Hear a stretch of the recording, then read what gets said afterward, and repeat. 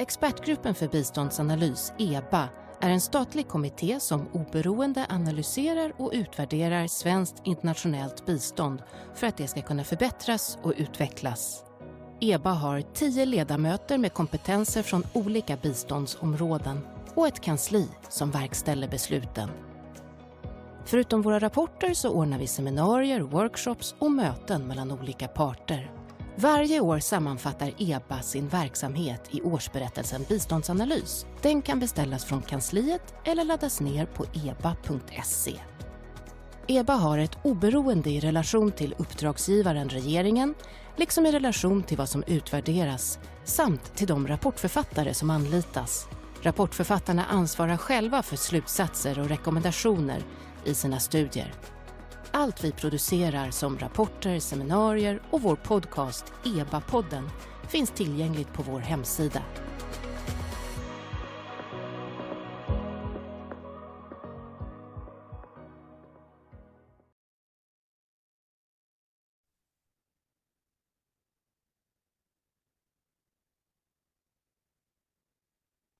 Good morning and a very welcome to this EBA seminar on how to support constitution building processes. The seminar is based on a recently published report by EBA on external support to constitution building. And the backdrop to the report is that a wave of autocratization is sweeping the world. The rule of law is in retreat, and unconstitutional takeovers are on the rise. It appears that constitutional democratization has stalled, making it very timely to take stock of the effectiveness of external, including Swedish, support to constitution building. So in this report, the authors draw on 30 years of experience to discuss how such support can be effective and how it might be combined with peace-building support. With us to present the report and to discuss this very important issue, we have Professor Cheryl Saunders, who is the lead author of the report, and Professor Emeritus and founding director of the Center for Comparative Constitutional Studies at Melbourne University. She is also President Emeritus of the International Association of Constitutional Law and a senior technical advisor to the Constitution Building Program of International IDEA. Welcome to you, Professor Saunders. We also have Hassan Ebrahim, who is a specialist on constitution making, transitions, and negotiations. He is based in South Africa and served as a national coordinator for the African National Congress, ANC's negotiations commission in South Africa between 1992 and 1994. And he also served as the executive director of the Constitutional Assembly between 1994 and 1996. Mr. Ebrahim, you have also worked as an advisor in Zimbabwe, Sudan, South Sudan, Libya, Tunisia, Sierra Leone, Liberia, and Nepal. A very big welcome to you. And then finally, we have Marcus Derblom, who is head of the Department for Conflict Prevention and Peacebuilding at the Folke Bernadotte Academy, which is the Swedish Agency for Peace, Security and Development. Marcus has long experience of working with analysis and evaluation of international peace operations, civil military cooperation, doctrine development, and security policy in Africa. And my name is Malin Out, and I will have the great pleasure of moderating this discussion. I am vice chair of the expert group for AIDS studies, EBA, and also work at the Raoul Wallenberg Institute of Human Rights and Humanitarian Law. So the way we have planned to do this seminar is that we'll first have a presentation of the report by Professor Saunders and then a panel discussion of the report among our three experts, but also with Professor Saunders' co-authors joining in. And then finally, we'll open up for questions from the audience, who also tends to be very expert in Airbus seminars. We have a very competent and experienced audience. So for the Q&A session, please prepare by entering your questions in the Q&A. And my colleague, Mats Håsmar, who's the Deputy Director at EBA, will collect and read them to the panel. So Professor Saunders, I turn first to you as the lead author of this EBA report on external support to constitution building processes. Take it away, Professor Saunders. Thank you very much, Marlon, and please call me Cheryl. Well, this professoring is not going to be conducive to discussion, but it's a very great pleasure to present the report at this formal launch. I do so on behalf of our whole team, myself, Andy Carl, Anna Jedgetts, and Samantha Smith. I'm going to speak fairly briefly to the report, setting out its purpose, the approach we took, and a few of the conclusions. And then I'm going to canvass a few of the themes that emerge from the report that might be interesting in the course of discussion. And we're very much looking forward to the comments of the other panelists and of the discussion that will follow. So the purpose of the report was really handed to us from the brief that we received from EBA to draw on existing knowledge and experience, to identify factors that help or hinder the effectiveness of external support to constitution building processes in contributing to more stable constitutional systems. And I'll come back to some of those aspects of the purpose in due course. And in doing that, we were also asked to focus in particular on support for public participation and inclusion, on constitution building in the context of conflict, and on the gender dimensions of those. And so that necessarily is the main thrust of the report. But I would say that the conclusions that we reach are also applicable in somewhat broader contexts, relevant to support for the substance as well as the process of constitution building, potentially relevant in state building, rule of law assistance, and really any aspect of governance assistance through development aid. In addition, the report throws light on some other associated issues. For example, the concept of national ownership and leadership, which we find in so many international documents, the relevance of context in constitution building, the range of those involved in providing external support, and of course, we necessarily canvass constitution building processes generally. And I should say that there's also, again, thanks to the brief from EBA, a case study of Sweden as a donor state, and I'll touch on that again towards the end of the presentation. The initial challenge for us was to say to ourselves, in doing this, what can external support to constitution building processes realistically achieve? The people providing external support are not the final decision makers. Constitution building in almost any circumstances can be a pretty complex and unpredictable process. It was important not to overstate what external support can do. And our approach in trying to tackle this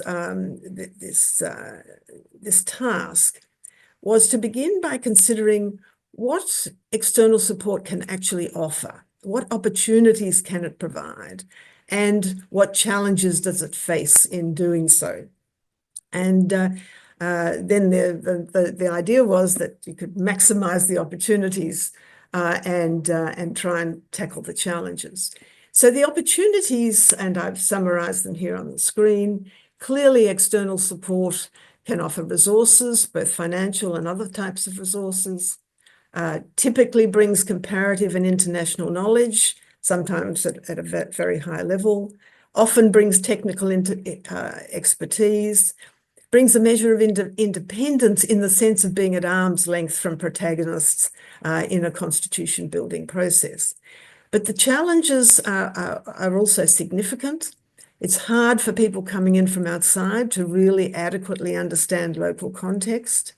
Those providing external support face operational challenges in the sense that they're there to carry out a particular aspect of external support. They're not involved in the project for the length of the constitution building period.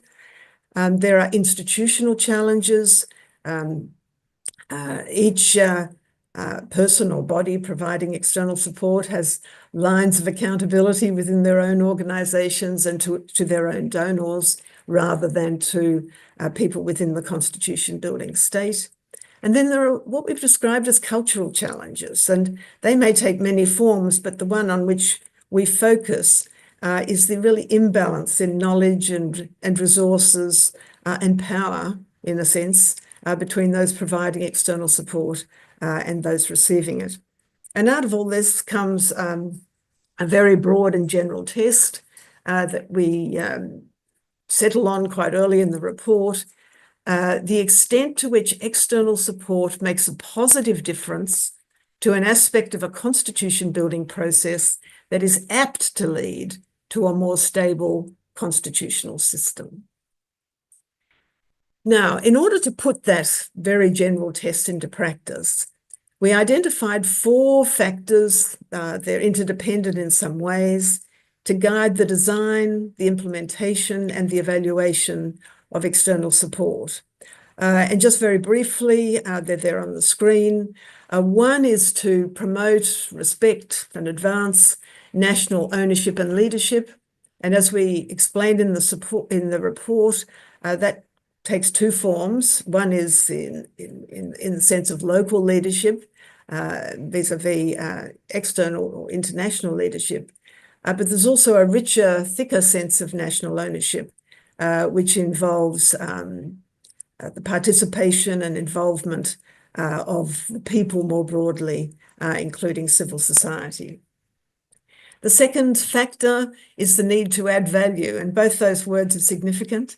External support needs to add to what local actors can already do, and what they add needs to be valuable from the point of view of those receiving it. The third factor, the quality of external support. Clearly that draws on the other factors as well, but it also comes back down to the need for flexibility, understanding, again, of the context.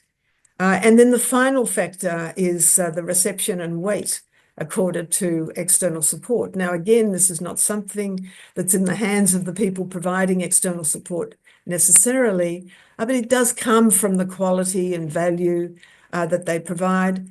And it may also come from other factors, including the extent to which those providing external support are able to work in effective partnership with people on the ground.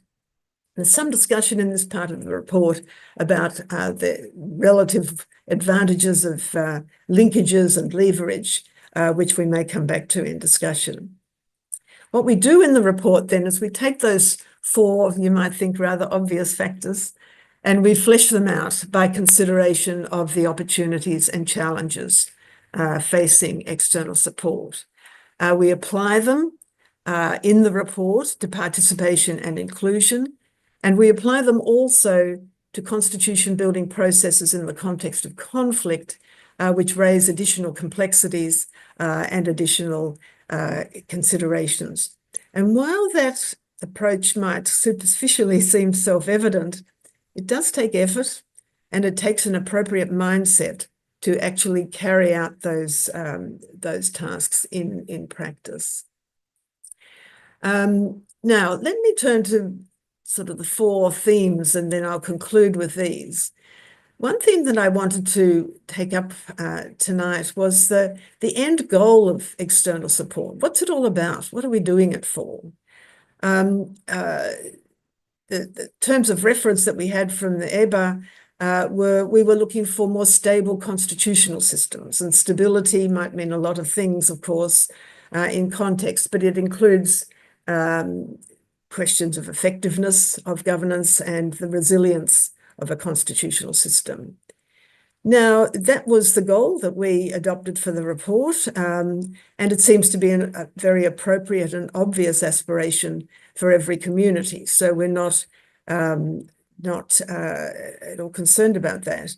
But clearly, it's a complex goal, because very often in external support, there are other more obviously geopolitical considerations mixed up in what's going on, and we may come back to that in discussion.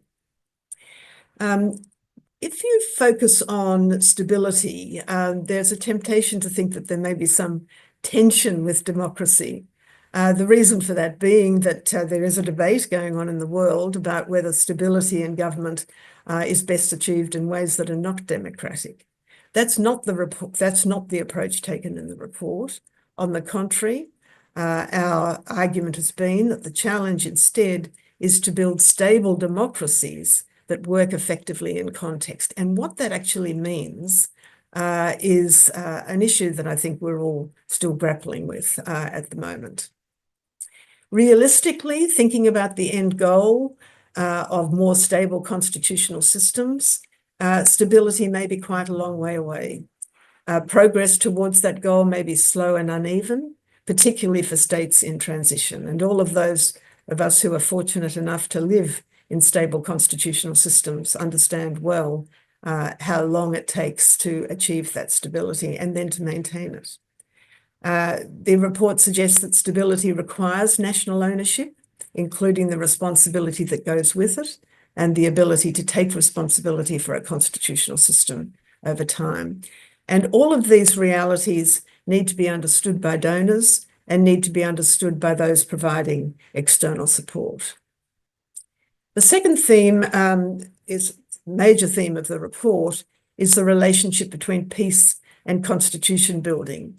This is not just an issue in the report, it's an issue that has attracted a lot of attention in recent years, including from the Bernadotte Academy, with which I've had the pleasure to work from time to time. And the need to bring together peace building and constitution building really is a task of bringing together two quite different communities, bodies of knowledge, ways of practice, perspectives on what's going on. So that in the context of constitution building in conflict, constitution building has two dimensions. From the standpoint of the conflict, it's a way of bringing the conflict to a certain end point or a culmination of some kind. From the standpoint of constitution building, it's the starting point of a chapter for a new state. And both those two propositions are true. It's not a question of accepting one or the other. Somehow the two perspectives need to be brought together, and that is the challenge of constitution building in the context of conflict. Then the report offers many examples of circumstances in which the collaboration between peace and constitution builders can be productive, including in drawn out and complex peace and constitution building processes. The third theme, local context and international standards. As Marland noted in her early introduction, the report urges understanding of and attention to local context. And we would say that local context is important anyway for effective external support. But it also prompts questions about the relationship between local context and international standards in constitution building processes. Where and how that tension is resolved depends very much on the project in question. May depend on such things, for example, as the imperatives for urgently resolving conflict, the imperatives for quickly providing a workable system of government, and the immediate significance of particular international standards. Some progress towards international standards generally will be better than none, and adopting an intermediate position doesn't necessarily consolidate it for all time. But this issue of the relationship between context and international standards was one that we encountered frequently in the course of work for the project, with some commentators saying from time to time, well, at the end of the day, if the tension can't be resolved, then that maybe is the end of the relationship. External support may be rejected, and we found examples of that, or external support may be withdrawn. Those are extreme solutions, but they are obviously possibilities that will occasionally be on the table. And then the final theme, and then I'll finish, question about who actually provides external support. The report canvasses the wide range of familiar providers, those who provide external support generally in the context or around the edges of the UN system, usually using English as a working language. But we know that external support is also provided by other communities, by Francophonie, for example, very often by neighbours. Japan is active in the field, and so on. Increasingly, we found that external support was becoming regionalised, offered by the AU or African organisations, or by the Venice Commission in the European context. And that increases the potential for effective linkage. Drawing on the factors identified in the report, we would say that providers who are known to have local and comparative knowledge, who have experience in providing external support, who have enough flexibility in their procedures to enable continuity and movement with the direction of the project, and ability to work in effective and equal partnerships, that all of those are desirable features for those who provide external support if you have a choice. And I should say here, I should go back briefly to the Swedish case study to say that one very interesting use of that is to draw attention to the particular characteristics of Sweden as a donor state, with the implication that those characteristics are not necessarily replicated by others. So just by way of conclusion, external support has achieved a great deal over the last 30 plus years. It now potentially offers the same sorts of opportunities as it has in the past. But as Marlon suggested in her introduction, times are changing, and we are in very different times now to the stages of constitution building in, say, the 1990s, when the South African constitution was being drawn up. So this report comes at an opportune time. There are rapidly changing and already changed geopolitical conditions in which external support is being offered. There are poor recent outcomes in both peace and constitution building on any view, failed processes, poor implementation, democratic backsliding, coups, other forms of constitutional reversal. But it's not all doom and gloom. I would say there's also signs of resilience, perseverance, and innovation around the world from which it's possible to learn. So these sorts of developments are affecting the focus of external support. We were told that external support is now focusing very often on recovery from coups or preventing backsliding rather than building new constitutional arrangements.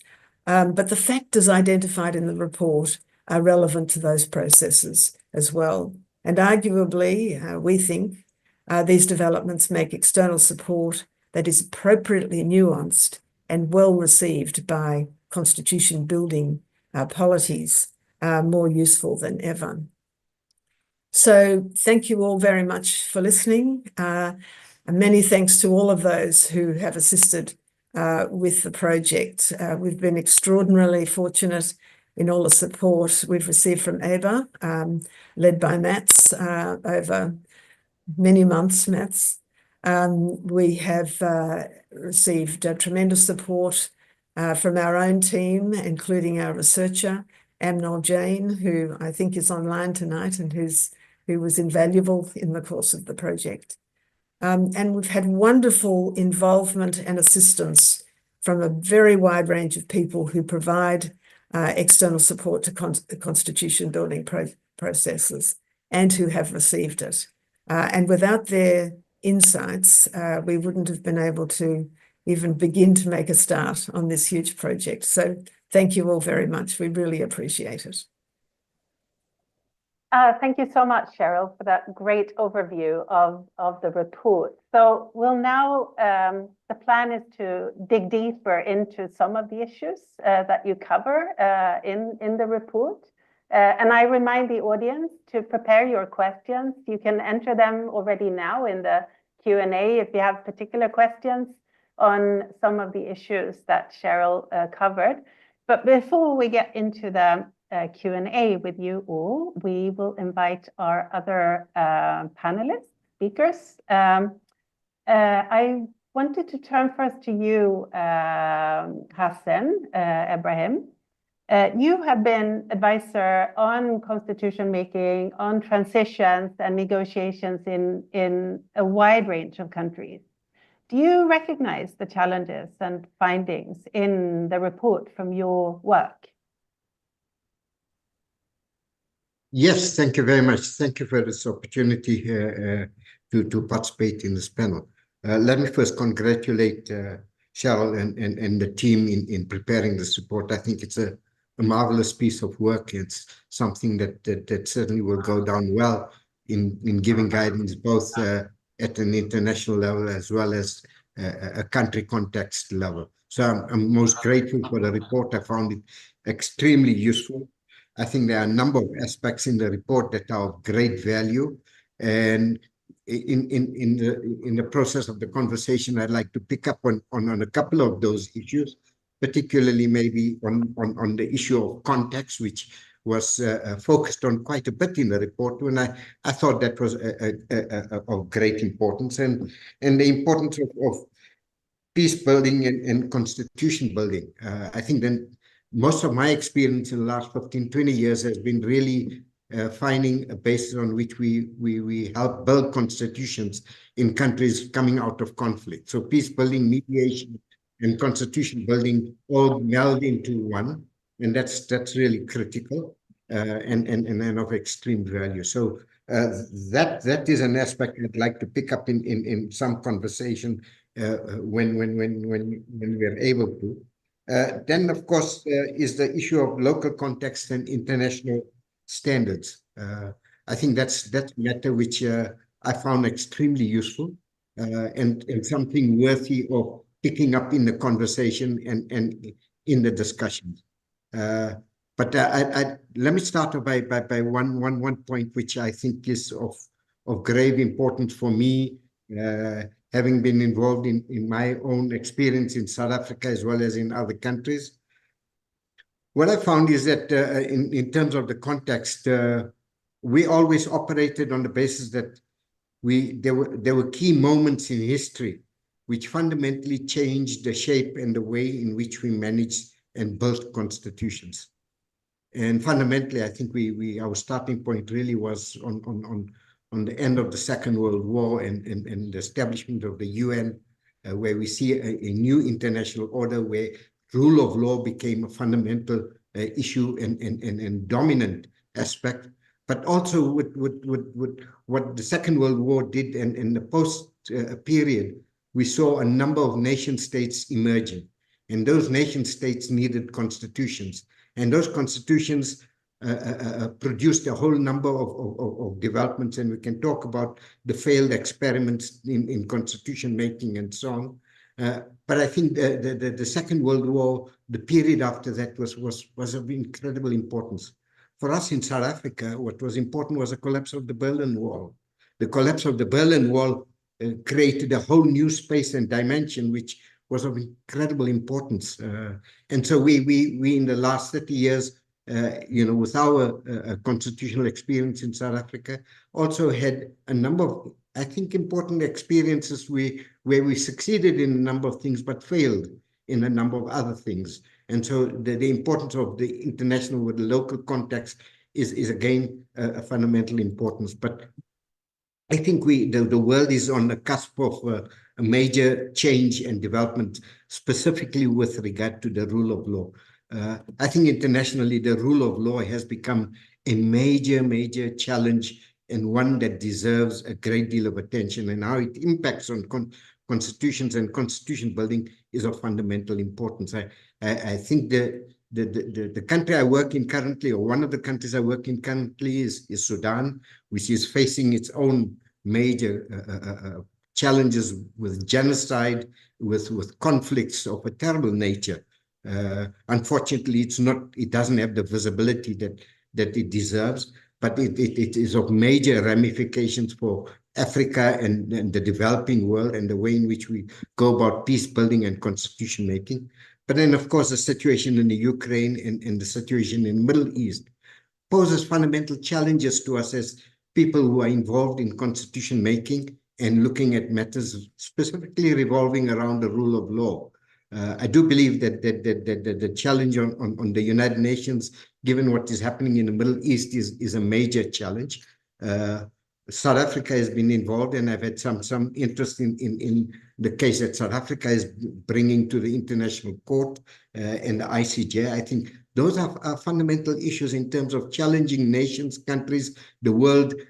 I believe that it is going to be a major milestone that will change the way in which we look at constitution building and peace building. The effects, I think, will start unfolding because one of the issues that I think Cheryl raises, perhaps we should pick up on, is that the speed of change is becoming even faster. And that speed of change is impacting on nation building and the way in which countries emerge, the way in which we settle conflicts and so on. So I think that's of key importance. But perhaps I pause for a moment and just conclude my initial part by congratulating the team on a wonderful report. I'm most grateful for that. And perhaps we can pick up on some of those points a little later. Thank you very much for that. Thank you very much, Hassan. I have a few follow-up questions, but we'll get back to those a bit later, because I want to first invite also Marcus Derblom from the Folke Bernadotte Academy. Your work is focused on analysis and evaluation of international peace operations. So same question to you. Do you recognize yourself and your work in the report? But then perhaps in particular, what are the potential problems in the interaction between peace processes and constitution building processes? Thank you, Malin. And let me echo Hassan Ibrahim also to say congratulations for a great report to Ebba and Cheryl and all the others. It's a monumental piece of work, and to me, as a conflict preventer and peace builder, it was also a learning experience when it comes to constitution building processes. That was great. So maybe just a few short words on the Folke Bernadotte Academy and who we are. So we're a civilian government agency under our Ministry for Foreign Affairs. Our predominant task is to support international peace and security. So the government directs us to work as external supporters in a number of different contexts, all of which have in common that they are fragile or conflict-affected settings in some sense. So currently we're working in around 10 or 15 contexts around the world. We always do this in partnerships with the local or regional actors, or sometimes also with international and regional organizations active in those contexts. While you presented me and asked me about my background in civil-military interactions or cooperation or evaluation, that is indeed part of my background. But right now we work much more as a practitioner peace building and conflict prevention agency, and that's perhaps more why we are here and why we're interested in constitution building processes as well. So you might ask then, why is an actor such as FBA in this seminar at all, and why are we hanging around in the vicinity of constitution building professionals? I think the simplest answer is because they're both there in fragile and conflict affected settings. There are constitution building measures or constitution building processes going on at the same time or in parallel with peace building or conflict prevention measures. So they coexist. So the question comes into mind: how are they impacting on each other? Should they be more interacting with each other, etc., etc.? I mean, there's a good section in the report on this, and I think it's a very good piece actually on where we stand when it comes to the interactions between those processes. I think we encounter this in contexts such as Somalia or Iraq, or most recently, I think, Myanmar, and that is perhaps where we work more closely with this issue. But coming into the future and also picking up on a couple of Hassan's points, as I understood them, is that I think we're going to see this much more in the future, that efforts to build constitutions and efforts to bring about some sort of advances when it comes to movement towards peace are becoming increasingly pushed towards each other. And perhaps they could also make use of each other in a way, because they do have shared traits, as the report states. Both are very political, but also messy, complex ventures, I think. There are processes. You need to have a lot of creativity when it comes to the fact that they are unpredictable. In specifically in complex or chaotic settings, such as fragile and conflict-affected settings, I mean, the predictability is almost zero sometimes. So you have to work very long-term, you have to work very flexible, you have to work very in accordance to local needs. And I think what the report tells us, and this is perhaps a change, I guess, now, without at all being a constitutional process expert, the change seems to be more relevant when it comes to constitution building, rather than where the peace building or conflict prevention community has moved in the last few years. So, but again, there are differences as well, which the report states. Whereas the process, constitution making or constitution building process, has the ultimate goal of producing a constitutional stable system, and perhaps peace building or conflict prevention measures are more often than not geared towards bringing about some sort of conflict transformation, maybe with a shorter time span. These goals are not always in the same sequence of things or in the same time frames of things. I would argue, if I would, and maybe we can come back to that in the seminar or the webinar later on, that there might be elements or ideas that can connect these two processes around those differences that we could explore together. One of the similarities I find especially interesting is inclusion, because this is something that has preoccupied the peace building community for quite a while, and apparently also the constitution building community. Because as we all know, without inclusion, you would not get the stability, the legitimacy, the path towards something that could ultimately lead to a situation where you resolve armed conflict without resorting to arms. So that would be really something that I think the report does a good job of pointing out.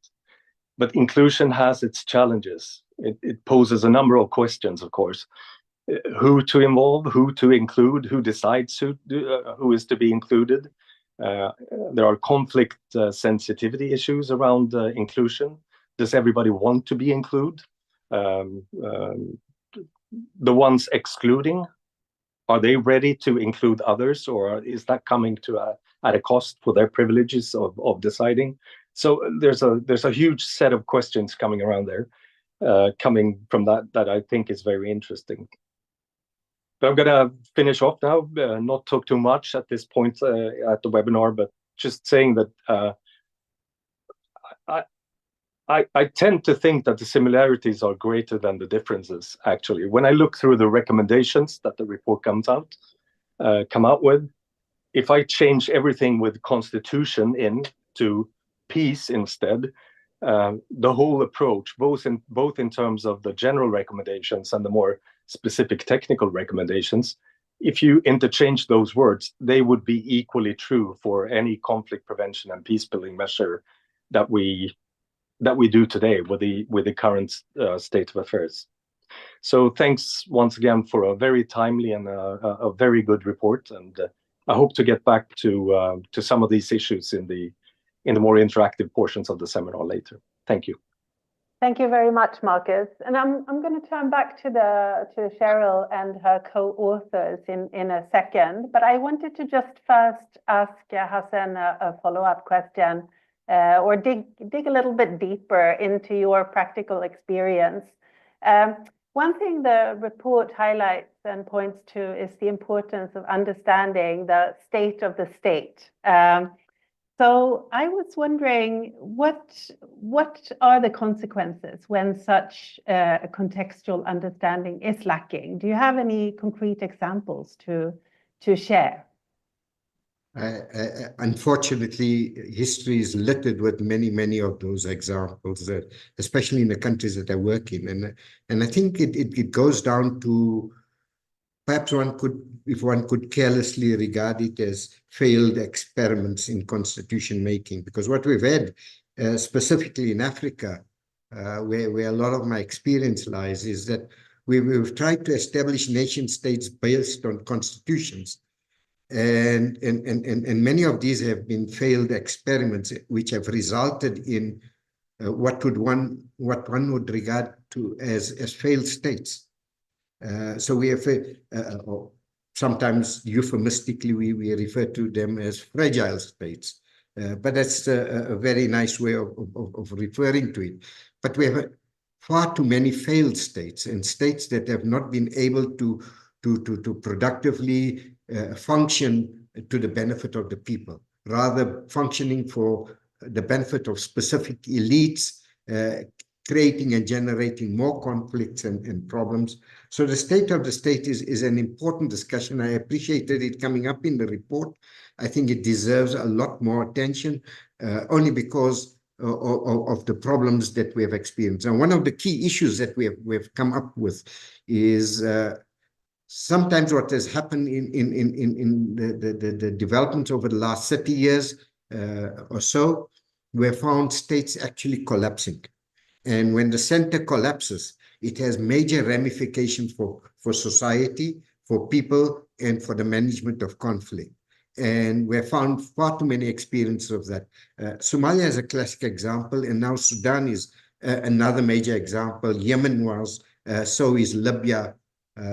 These are classic examples of how states have failed and the impact, and it has generated more conflict than resolving it. And all of it has its roots in the way in which originally people had conceptualized how the state should come together in various types of constitutions and so on. So yes, the state of the state, I think, is an important conversation which deserves a lot more discussion and investigation, because it will lead to how one then focuses on peace building and how one focuses on constitution making. And perhaps to touch on Marcus's point, the interrelationship between peace building and constitution making has become even more important now than it has been 30 years ago. So in the post-liberation or post-Second World War period, where we saw a number of nation states emerging, those states have ended up with more problems than they have in the past. And effectively, what happens is that in the way in which we build constitutions, we kick the can down the road. We don't worry about dealing with it in the way in which we we should. And one of the problems I think we think as constitution builders and helping people make constitutions is that perhaps under the pressure of donors who want to see immediate quick fix solutions. And constitution building is sometimes deemed as an immediate thing. You know, you get a constitution, it's done, and the problems are solved. And effectively only creates new problems. And that's what happens. And so we have to work according to log frames and indicators and produce certain results by certain times. And unfortunately, state building, constitution building, peace building don't operate in those short bites and time periods that we would like them to, or sometimes that donors would like them to, in terms of spending their money, and they want to see results. And sometimes they want to see results quicker than should really be, and we're pushing things a little bit faster than we should, only because we want to get it done. So I think the state of the state is an important one, and how we deal with it needs to be careful. What we've learned out of the last 30 years is that many of the problems we have today are problems that were created in the way in which states were formed and constitutions were built, and sometimes failed experiments in peace building, because we've just found ways in which to smooth over conflicts and problems, only to create further conflicts and further challenges. But perhaps we can take it up further as you think appropriate. Thank you very much. Thank you. Cheryl, as you listen to Hassan and Marcus from their sort of very practical and practitioner experience, what reflections do you make? And maybe turning to the whole team of authors now, because we also have your co-authors joining today, Andy Carl and Anna Gigi. I hope I pronounced that correctly. And Samantha Smith. Yes, good. So a question to you.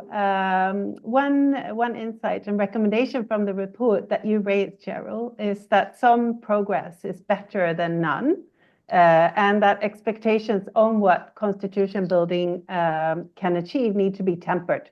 So a question perhaps to you is, if key elements of international norms are missing in the constitution, wouldn't it be better to not push for a new constitution from the perspective of sort of external support?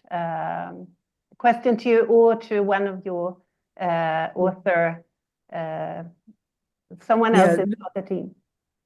Let me say something quickly about that, and then others may like to come in, Malam. But can I also begin by thanking Hassan and Marcus very much for their contributions. It's fabulous to have people who are so expert and experienced in the field reflecting on the report in that way. And I could carry on with the discussion with both of them for the next 24 hours, and it would be very profitable. Look, two answers to your question. One, I think there is an issue thrown up by the report, but not pursued because it wasn't entirely necessary, but of when a constitution is necessary. I mean, making a new constitution, going through that whole process is a big deal. And we are seeing a lot of those big deals undertaken recently and not reaching fruition, or having reached fruition being overturned.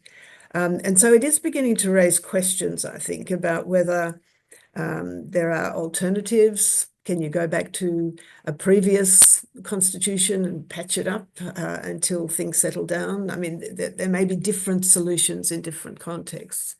And so that I think the question you raise from that perspective is very important, and it may be particularly important in conflict related contexts. Bearing in mind, however, that if you're going to move towards any form of stability, sooner or later you need an instrument of government, whether you call it a constitution or not. But the other point that comes out of your question, I don't think there's necessarily a conflict here between having a new constitution on the one hand and complying with international norms on the other. You don't need to have a constitution that is so specific that it prevents you going down the path of further improvements and greater gender equality, for example. So I think that's a little bit of a false problem. But the question of whether you always need a new constitution is a very important one. Did any of the of your co-authors want to come in here? Yes, Andy. They may well. Well, I want to make two quick points. One a very broad one, but and one a more specific one. The more specific one was that one. I think one thing. Well, I wrestled with. I think we all wrestled with a bit on the peace building and constitution building reflections. Was that to try and avoid a kind of provider's bias in our research, where people who provided support for constitution building processes were squarely at the center of our inquiry, and sometimes the peace building community and actors who didn't frame their work as contributing necessarily or deliberately to constitution building were harder to pull into the frame. And it doesn't help that some of the international peace builders don't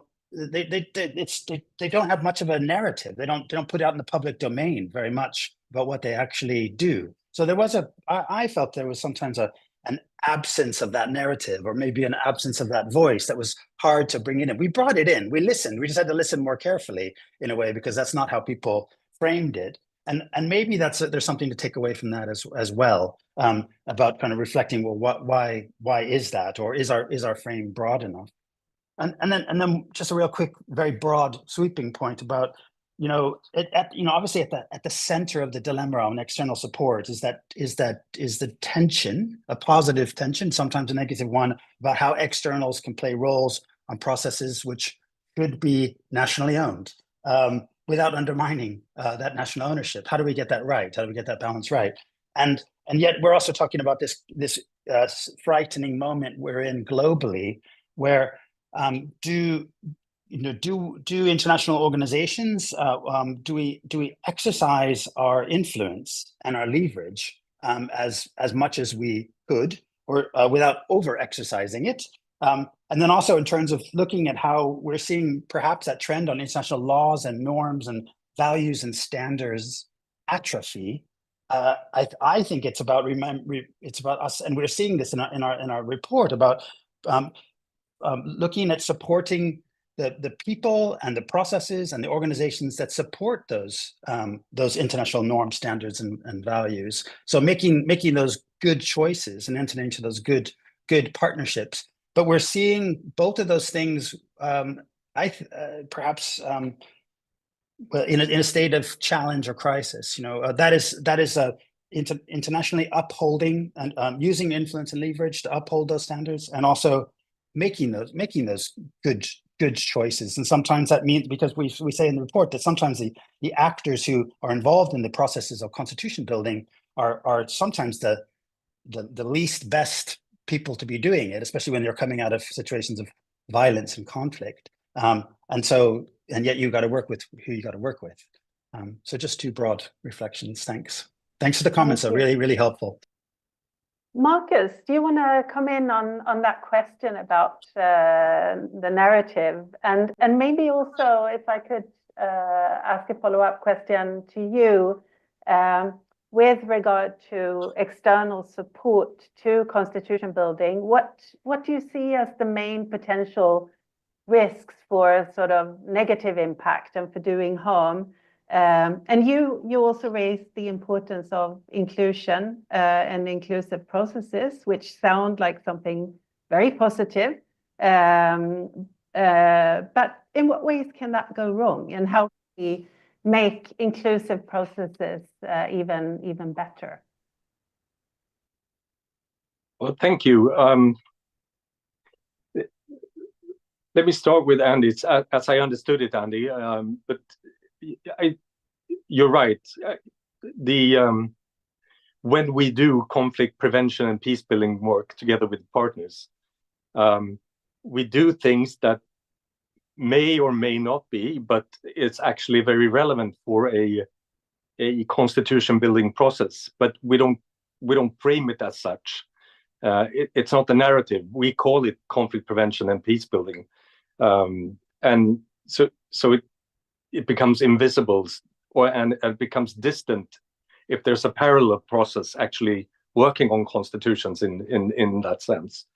So, and in that way, the report actually, where it says that there are two extremes. There are the full amalgamation of these processes, or the full separation, neither of which are really good of any value. There's a space for increased awareness and an increased interchange on the similarities of the approaches taken in that sense.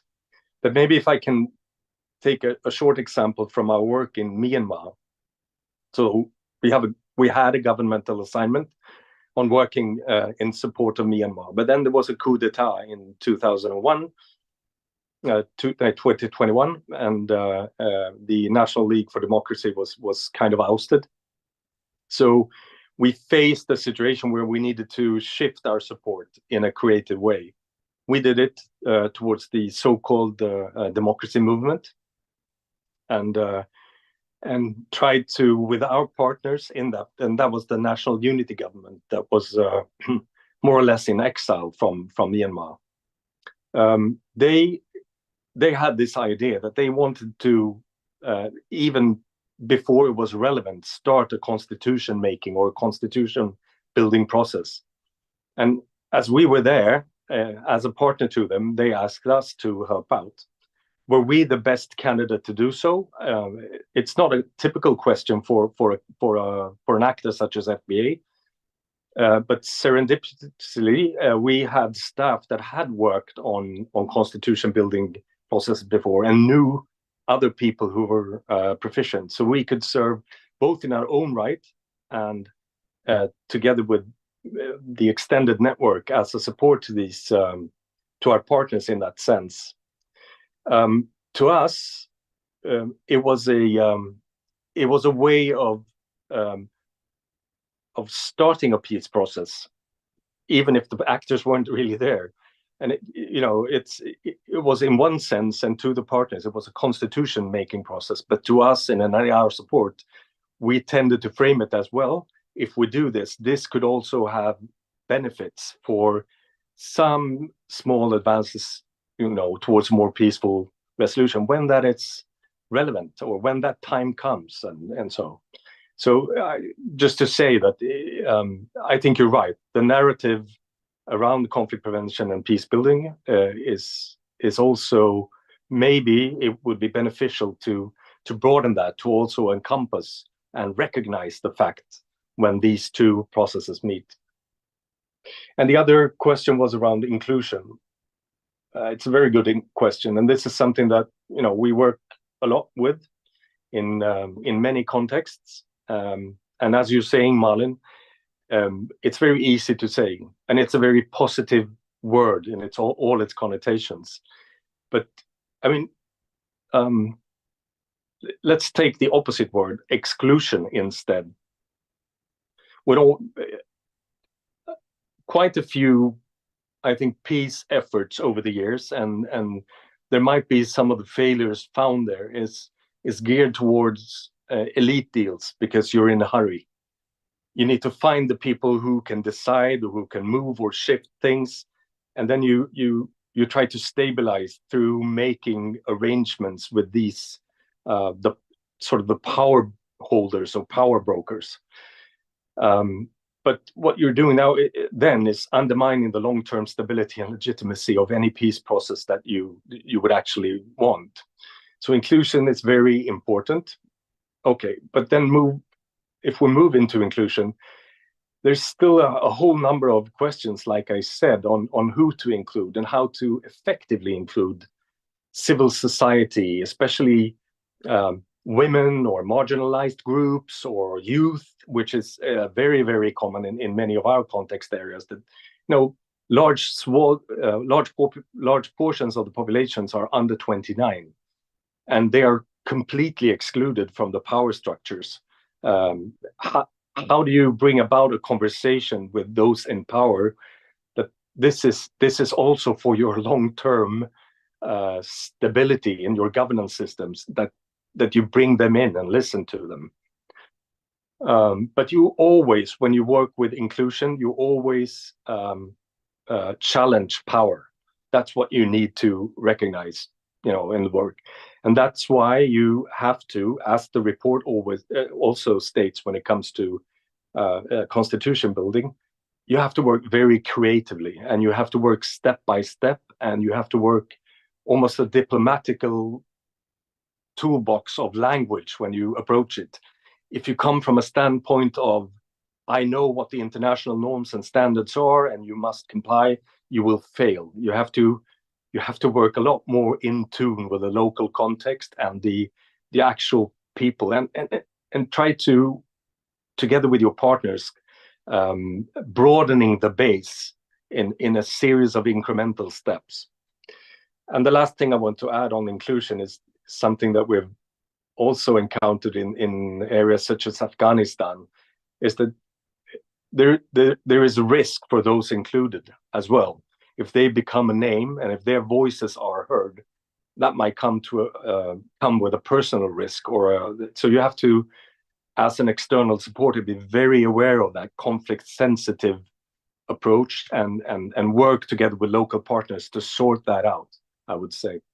Well, just a few words. I can talk a long time about inclusion, but just to say that is also a very political, messy affair, but much needed. No, that was very well put, very succinct. Thank you so much. We have now entered the last half hour of our time here. So I want to check with Matt if we have received any questions from our audience. Yes, we have a couple of questions here. There's a question from Claudia Wheeler. Thanks for the insightful report and presentation. I would be interested in learning more about the diverse professional communities that are engaged in constitution building in context of conflict. Could Cheryl or the other speakers please elaborate how the communities differ precisely and how we can improve their collaboration? I take another question as well. I think you can remember them, two of them, from Adela Rodrigo. Can digitalization play a role in supporting the constitution building process in conflict or complex contexts? Thank you. And I will let the experts decide for themselves what question they want to answer. So maybe if you can just wave your hand and tell me, or Cheryl, Hassan, very good. I'd like to speak about digitalization because I think it's a wonderful question. When we started our process back in '94, the internet was just new. And we had this decision because of problems we had in our negotiations process. When we negotiated our constitution, at least the interim constitution, one of our common problems was that the media, journalists would pick up on stories and they would present them in a way in which, for those of us who were in the meetings, would find that very interesting reading because we didn't know what they were saying. Because the media played games and part of it was because of a lack of transparency in the negotiations process. So what we decided was that we were going to take our minutes of our negotiations and put them on the internet. So we were the first people to actually do that when the internet was first new. And so we started with that. But it's a long way away from what it is now. And digitalization offers and opens up a whole host of opportunities. And so the world had changed. And I learned very quickly how much I'd lost out on, for instance, the Arab Spring, the utilization of social media and its impact not only on civil society, but also resistance, but also in a way in which the process was unfolded. And the Arab Spring, in fact, impacted a great deal in Yemen, where I worked quite a bit. And again, social media and digitalization played an incredibly important role. fascinatingly, we now have a situation in Sudan where there are two experiences in digitalization, which is of phenomenal importance. One is a tool that we use called Shahidi, which allows us to actually canvass the opinions of people, ordinary activists in the streets and in communities, to be able to provide ideas and thoughts and get a body of discussions in an environment which otherwise is almost impossible. The other is a digitalization that offers utilizing artificial intelligence and how practitioners can go into an environment and pick up the right information in the right way at the right time in a very clever way. So digitalization is a whole new area, which I think, well, I can't call it new, but some major area of excitement. I get particularly excited about it because part of my passion is in IT and its offering in digitalization.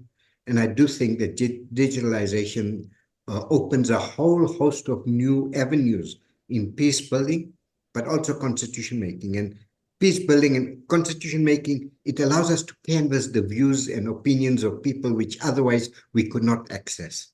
And that was a phenomenal aspect of digitalization. So I appreciate the question. Thank you very much for that. Thank you, Hassan. Anna. Sure.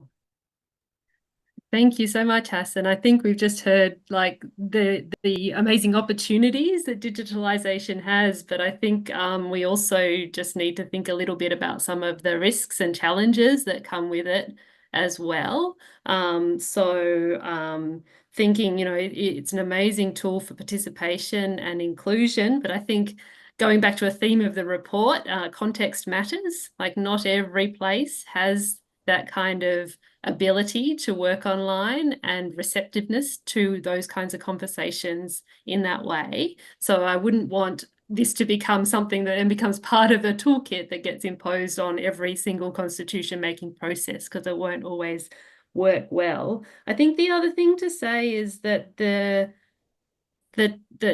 transparency there can almost sometimes be too much transparency. And I think that was one of the criticisms that we've heard about the recent experience of the Constitutional Assembly in Chile, that, you know, even before a decision had been made, it was on the front pages of the paper and people were thinking that it was an actual decision of the Assembly when it was just something up for discussion. That also led to the targeting of delegates and harassment and also misinformation. So I think all of these familiar problems with digitalization generally would also apply in these particular contexts of constitution building and peace building as well. So yes, opportunities and challenges, again, to pick up another theme of the general report. Thanks. Thank you. Marcus, you raised your hand.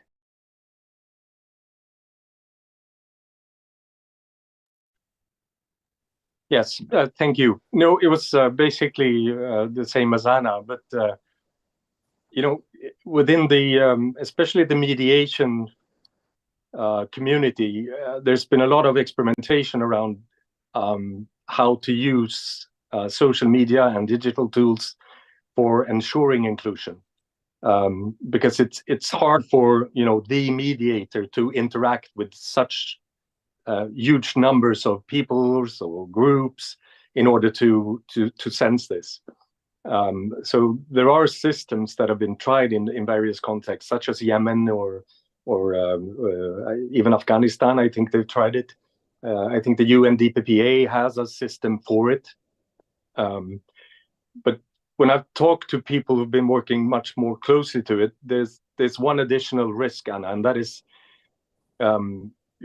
the active manipulation of the input to those systems, that you would find either, you know, bots coming in and just flushing the system with various statements or things, the things we experience on X or Facebook, or it would be prevalent in such a system as well. So the openness and the will to take, you know, note of new voices can also be very easily exploited by someone who doesn't want this to happen. So that is another risk.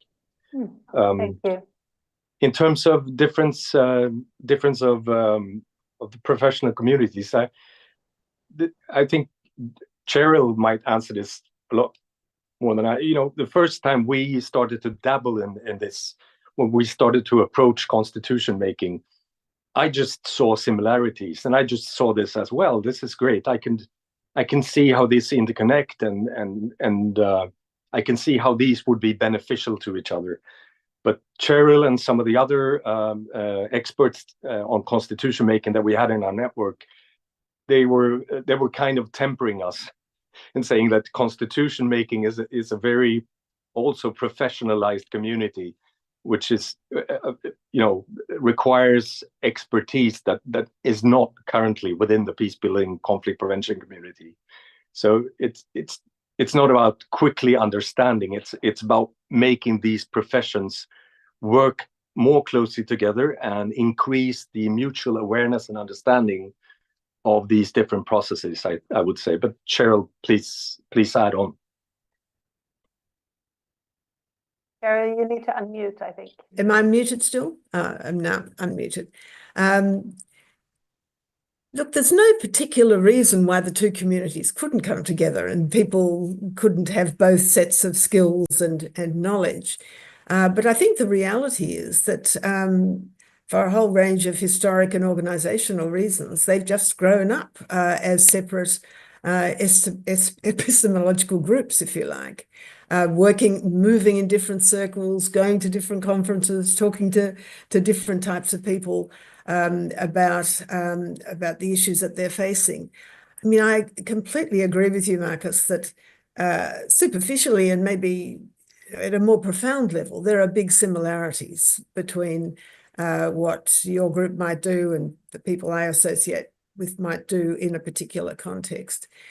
But there are also differences in the final goals and in the way in which they go about it and in the problems they're struggling with on the ground. Sometimes even the way in which they think about the prevalent legal system. Peace builders are much more likely to be thinking about peace agreements in the context of sort of global arrangements. Constitution makers are aware that that's the context, but also know that at the end of the day, something's got to operate in the jurisdiction in question, and it will be national law that applies. And so the real challenge, and we did talk about this quite a bit in the context of doing the report, it's not really making them all part of the same team necessarily, but making sure that there is an adequate understanding and respect on both sides of the ledger, so that when you really do need the other sets of skills, or whether you do need to work together on a single moment or a single problem, you have the capability, the insight, and the commitment to do it. And I think that's one of the big challenges going forward. Can I just say one other thing, Marlon, also about inclusion and Marcus's point about Myanmar. As Marcus was talking, I thought we're back to talking about the state of the state in a sense. When does the state of the state matter? And the points that you made about Myanmar, Marcus, it's really all about that, isn't it? What was the point of peace builders at that very early stage looking at constitutions? Because that was the only basis upon which the ethnic armed organizations were prepared to come together and even begin to start talking about how to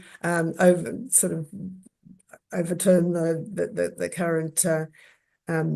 current regime. Anyway, and similarly with inclusion. I agree that inclusion is important in peace building. I agree that it's important in constitution making. But if you don't have a concept of a state, it's not just that you don't have services being provided by a state or conflicts being resolved by a state. You don't have a people who particularly recognize the state as having the responsibility to do those things. And that's a very fundamental problem as well, one that Hassan, I'm sure, is grappling with, although not such an issue when the South African constitution was being drawn up, because whatever the deficiencies of the regime, everyone knew there was a state of South Africa, even if you didn't trust it. So I think that state of the state idea that you raised early on, Marlon, runs through a lot of these discussions. Yeah, yes, Hassan. Can I just contribute a bit on the issue of the need for collaboration between different service providers, because that question is coming up. In the different countries that I've worked in, one of the big problems that we've experienced is when different service providers are in a competition with each other rather than a collaboration. That has resulted in enormous challenges and problems, and sometimes people have thrown money at the problem and created a bigger problem. The lack of collaboration between different service providers is a big issue in the countries that I've worked in. One of the challenges is that it creates some of the people, the nationals, have become very wise to the competition between different service providers and play them off against each other in a very clever way. And so you find national civil society structures who are very clever, know which each of the different missions, what they want and how they want it, and they're able to package whatever their ideas are in a particular way. And they play off people one against the other. And so collaboration is quite important. One of the things we used as a mechanism is to create, to generate a body of different service providers, bringing them together, specifically the countries, the donor countries, bring the donor countries together and say, you are all involved in this part or that part of the process. Can we use a common report of what is happening, and let's find a common way in which to respond to it? I think it has helped a great deal, and the need for collaboration is underplayed only because different agencies want to compete and show that they've done the best and they're succeeding and whatever it is. And I do fear that money has become a problem rather than a solution, and it is a challenge. So collaboration is something I would hope would be something that we could encourage different service providers in doing rather than ignoring, because I don't think the competition is always a wise one. Thanks. That's very good advice. We have 3 more questions. So let's get to those before we get deeper into those questions. So Mats. I should put on my phone before I speak. These 3 questions are interrelated in interesting ways. And they touch upon areas discussed. From Joachim Molander, on peace building and constitution building, is there a risk that striving towards ending a conflict get in the way of an inclusive discussion about a sustainable social contract or a constitution? An example of this could perhaps be the Dayton Agreement in Bosnia. Do we have experiences of good ways of dealing with this challenge? Is the question. May I add personally here, could the Colombian case be an example of that? I won't go deeper into that, but you know it much better than I do. And from Garang Jack, I don't know if I probably don't pronounce the name correctly, from South Sudan. Thanks for the very good report. My question is where the external support is faced with protectionism of sovereignty, on the one hand, against the fundamentals of modern constitution building, such as Bill of Rights, democracy, etc. Could this be shied away and in the post-conflict constitution building in countries with colonial experiences? What fate would the external support be in such a situation? And also Elsa Rosén, thanks for this seminar, but ask whether you could reason about the understanding of the cultural and local context when it's only possible to provide support from a distance due to ongoing conflicts. So I think that's related. I have more, but I'll stop there for the time being. very interesting and complex questions. As I said, we have a very expert audience at EBA seminars, so I think those questions come from a lot of personal experience. But whoever wants to answer or try to answer any of those questions, please just raise your hand. Yes, Cheryl. You need to unmute, yes. Good, it's done. Look, just a quick response. I mean, they are very interesting questions. I mean, Dayton is just a continuing sort of lesson to us all, but also sort of tells us what the tensions are. I mean, at the time, there was such a need to stop the conflict.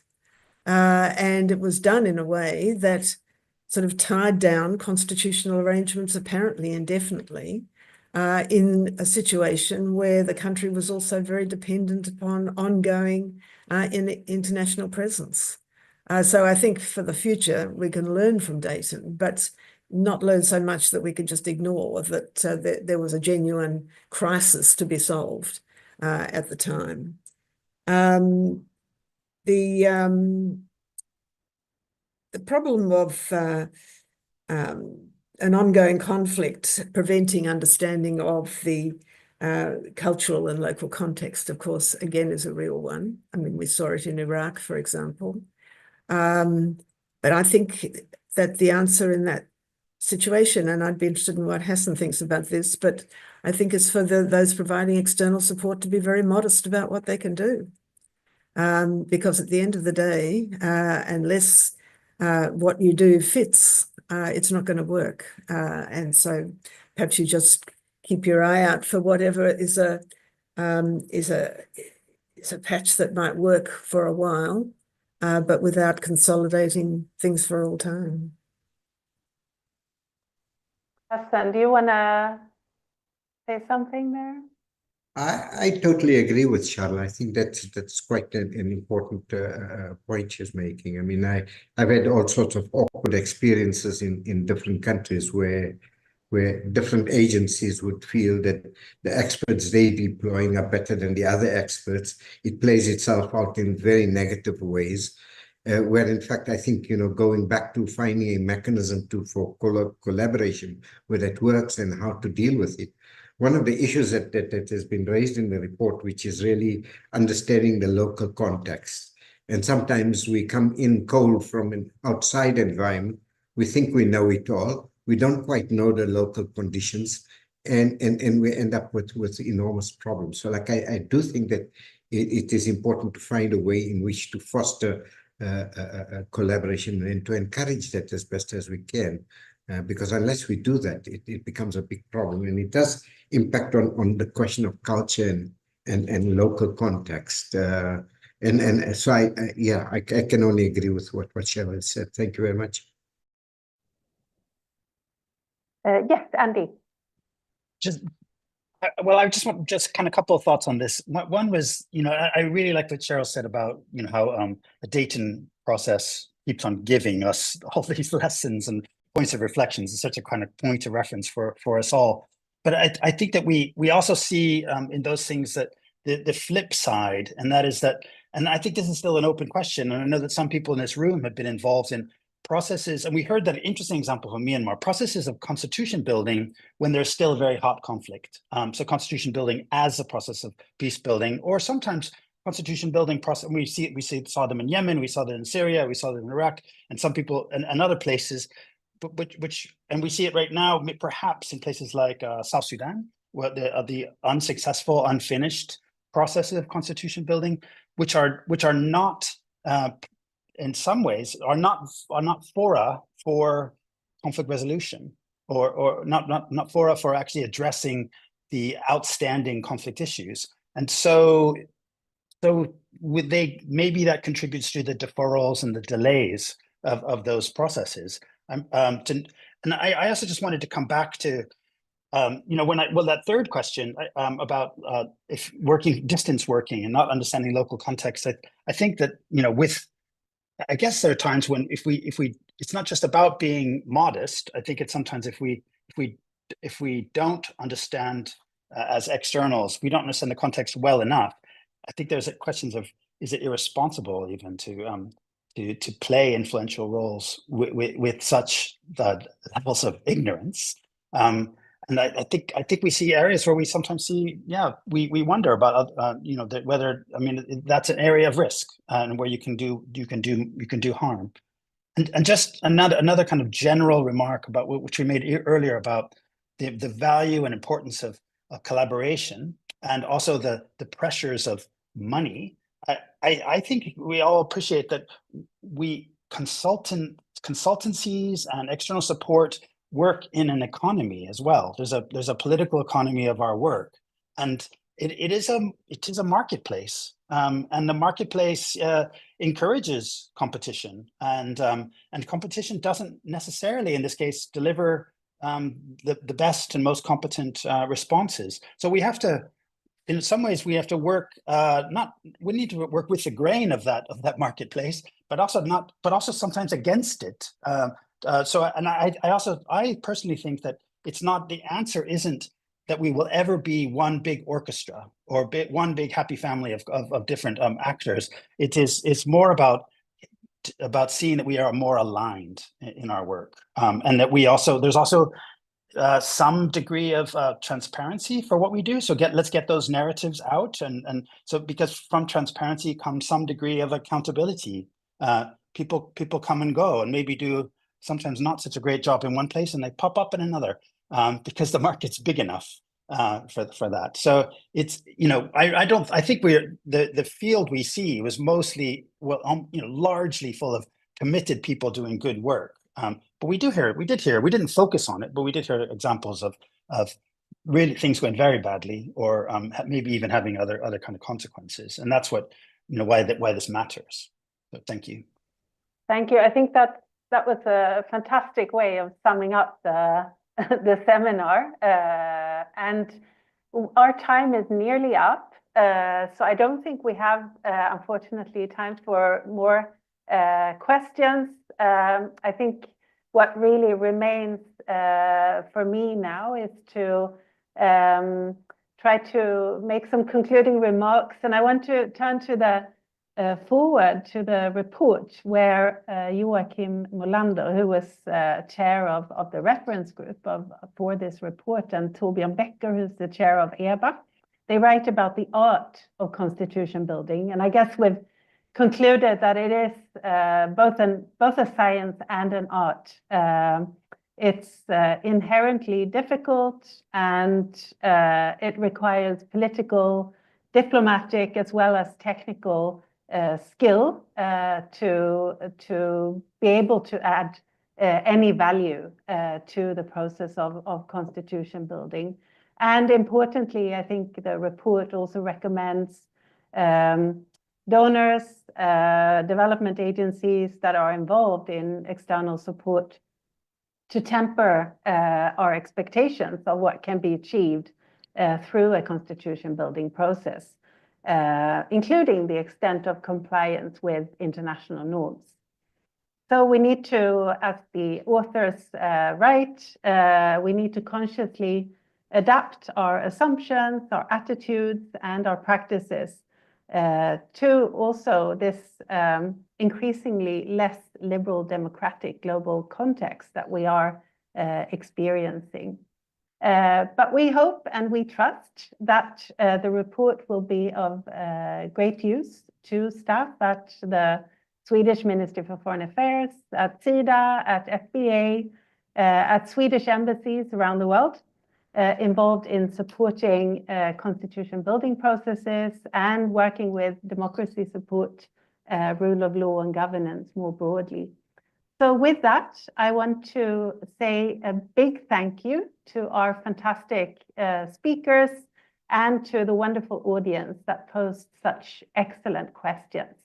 And if you have questions that weren't addressed, don't hesitate to write to us at EBA, and we will forward the questions to the experts as well. So thank you so much for joining us today, and have a good rest of the week.